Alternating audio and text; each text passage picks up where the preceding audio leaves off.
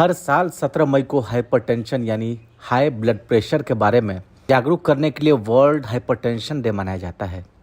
भारत में हर पांचवा वयस्क इस परेशानी से जूझ रहा है।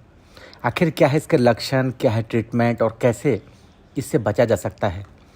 आज इन्हीं सब सवालों को लेकर हम आए हैं। आज इसी पर बात करेंगे। मैं आपके साथ हूँ राजेश कुमार, और इस पर हमारे साथ बात करने के लिए इंदौर स्थित कोकिलाबेन धीरूभाई अंबानी हॉस्पिटल के डॉक्टर मनोज बंसल हैं, जो कि कंसल्टेंट हैं इंटरवेंशनल कार्डियोलॉजी। मेरा पहला सवाल आज यही है कि जिस तरीके से लगातार लोग हाइपरटेंशन की चपेट में आ रहे हैं, आप इसकी क्या वजह देखते हैं? देखिए, हाइपरटेंशन या बढ़ा हुआ ब्लड प्रेशर दुनिया में एक बढ़ती हुई समस्या है। हिंदुस्तान इससे अछूता नहीं है। जैसे जैसे हमारी पॉपुलेशन में ओल्ड लोगों का प्रपोर्शन बढ़ रहा है, उनमें भी ब्लड प्रेशर ज्यादा होता है, और आजकल तो युवाओं में भी काफी ब्लड प्रेशर देखने को मिल रहा है।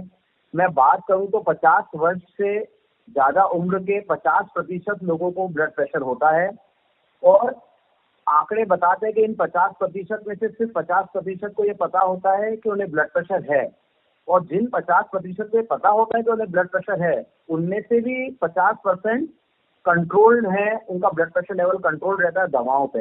तो देखिए, ब्लड प्रेशर की समस्या बहुत बड़ी है, परंतु लोगों में जानकारी का अभाव और लक्षण ना होना, इसके कारण काफी कम लोग इसमें उचित इलाज पर हैं। जी सर, ये हाइपरटेंशन बॉडी को किस तरीके से प्रभावित करता है और क्या कुछ समस्याएं देखी जाती है इसके देखिए बारे जी, क्या होता है, हाइपरटेंशन या ब्लड प्रेशर माने खून की जो शुद्ध खून की नलियां हैं, हमारी आर्टरीज हैं, धमनियां हैं, उनमें किस प्रेशर पे ये खून दौड़ रहा है शरीर में, वो प्रेशर जो है वो बढ़ जाता है। तो जब ये बढ़े हुए प्रेशर पे खून अलग अलग अंगों में जाता है तो उनको नुकसान पहुंचाता है। उदाहरण के तौर पे किडनी किडनी एक ऐसा अंग है जिससे ब्लड प्रेशर से बहुत विपरीत प्रभाव पड़ता है। जैसे मरीज का ब्लड प्रेशर बढ़ा रहता है, तो दूसरे 10-15 सालों में किडनी को नुकसान होकर के मरीज का क्रिएटिनिन बढ़ने लगता है, और क्रिएटिनिन बढ़ने लगता है तो आगे वो डायलिसिस के ऊपर चले जाता है। दूसरा अंग है दिमाग।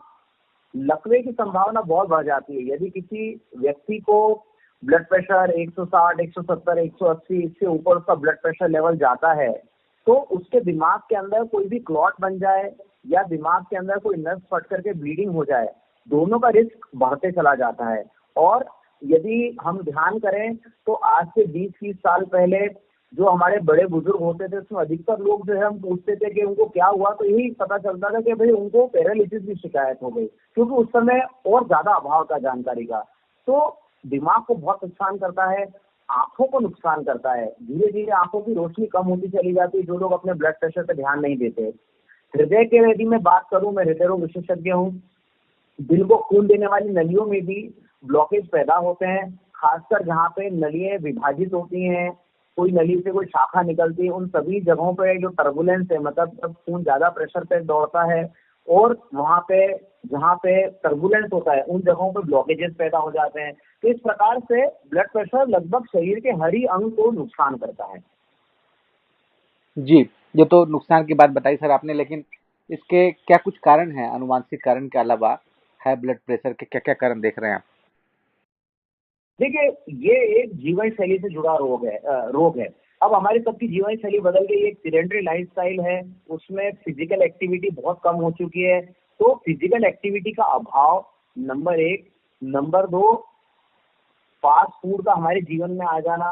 अब बहुत सारे प्लेटफॉर्म्स है जिनसे ऑर्डर करके दूसरे 10-15 मिनट या 20 मिनट के अंदर खाना मंगाया जा सकता है। तो जब इस तरह का खाना आता है तो उससे ब्लड प्रेशर बढ़ता है, क्योंकि उसके अंदर जो अलग अलग कारक हैं ब्लड प्रेशर के, वो मौजूद होते हैं। तीसरी चीज, हमारे सोशल मीडिया का अत्यधिक प्रयोग। तो अब क्या होता है, अधिकतर समय लोग जो है मोबाइल या मोबाइल से जुड़े एप्लीकेशंस पे ही अपना समय लगा देते हैं। चौथी चीज, तंबाकू का प्रयोग। तंबाकू का प्रयोग वेस्ट में कम होते जा रहा है, लेकिन इंडिया और दूसरे डेवलपिंग नेशंस के अंदर टोबैको का यूज स्मोकिंग या पान मसाले के रूप में लगातार बढ़ते जा रहा है। इससे नंबर 5 मैं बात करूं तो सॉल्ट का जो यूज है, विश्व स्वास्थ्य संगठन WHO के मुताबिक 3 ग्राम सॉल्ट एक आम व्यक्ति के लिए दिन भर की वो ले, 3 ग्राम से कम उसको लेना चाहिए।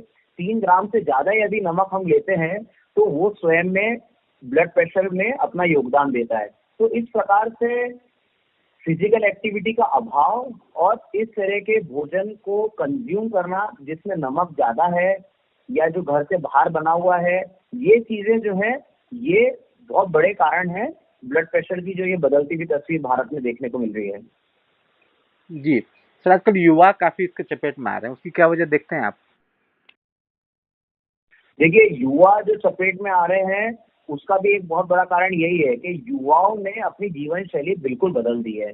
और जो युवा आज से समझो 1-2 दशक पहले फिजिकल एक्टिविटी स्पोर्ट्स में जुड़े हुए दिखते थे, वो सभी लोग आज उससे बहुत दूर हो चुके हैं। तो बदली हुई जीवन शैली जो है युवाओं की, नंबर 1, और नंबर 2 जैसा हमने बात करी कि टोबैको का बढ़ता हुआ यूज, ये हमारे जैसे राष्ट्रों में ये बहुत बड़े कारण बन चुके हैं कि युवा जो है उनके अंदर ब्लड प्रेशर का लेवल बढ़ते चला जा रहा है। जी सर, अब बात करते हैं इसकी सावधानी को लेकर। आप क्या मानते हैं कि इसको लेकर क्या कुछ सावधानी की जरूरत है? ब्लड प्रेशर को लेकर के सावधानी की सबसे बड़ी जरूरत यह है कि लोगों को ये समझना होगा कि देखिए, एक भ्रांति है। मैं मरीजों को देखता हूँ, उनमें ब्लड प्रेशर डिटेक्ट करते हैं हम किसी और कारण से आता है। आमतौर पर जो मरीज होता है वो या तो किसी और कारण से डॉक्टर के पास जाता है, क्योंकि ब्लड प्रेशर का कोई लक्षण नहीं है। देखिए, ब्लड प्रेशर जो है ना, ऐसा बहुत सारे लोग मानते हैं कि ब्लड प्रेशर जो है, सर दर्द है तो ब्लड प्रेशर चेक कराओ। तो ऐसा नहीं है कि सर दर्द ब्लड प्रेशर का लक्षण है। बहुत बड़े जो ब्लड प्रेशर, माने कि 180 या 200 से ऊपर का ब्लड प्रेशर हो तो भी मुश्किल से 10-15% लोगों को सर दर्द होगा। तो क्योंकि इस बीमारी के लक्षण नहीं है, इसलिए आमतौर पे एकदम से डिटेक्ट हो नहीं पाता। अब जब व्यक्ति को पता चलता है, उसको बताता है डॉक्टर के ब्लड प्रेशर है, तो पहले उसको विश्वास भी नहीं होता। दूसरा कि उसको बोलते कि भाई गोली खानी पड़ेगी, तो पहले तो मरीज स्वयं बोलता है कि गोली की आदत पड़ जाएगी क्या मुझे, या उसके घर में लोग बोलते हैं अरे अभी तो तुम 35 साल के हो, क्या एक गोली अभी से ही चालू कर दो जिंदगी भर के लिए। तो सबसे बड़ा जो चैलेंज है, सावधानी है, वो ये है कि हमको ये समझना होगा कि ब्लड प्रेशर एक रोग है, उसका कोई लक्षण नहीं है। परंतु यदि ब्लड प्रेशर बढ़ा हुआ है तो उसको उचित इलाज लेना पड़ेगा, नहीं तो हमारे शरीर को नुकसान करता चला जाएगा। ये तो एक बात हो गई। दूसरी चीज है भोजन। इसके लिए बोलते हैं dash diet, DASH, dietary approach to stop hypertension diet. माने नमक 3 ग्राम से कम होगा, फल रोज लेने पड़ेंगे, कम से कम 4 तरह के फल लें तो बेहतर है, सलाद का प्रयोग ज्यादा, पानी खूब पिए, और अपने घर का बना हुआ खाना हम उपयोग में लें बजाय के बाहर के खाने के। तो ये जो है, ये चीजें जब हम हमारी डाइट में चेंज करेंगे तो हमें लाभ होगा। उसके अलावा 45 मिनट से 1 घंटा रोज पैदल चलना होगा। अब पैदल चलने में स्टेप्स को लोग काउंट करते हैं, हम 6000 स्टेप, 8000 स्टेप, वो बहुत अच्छा है।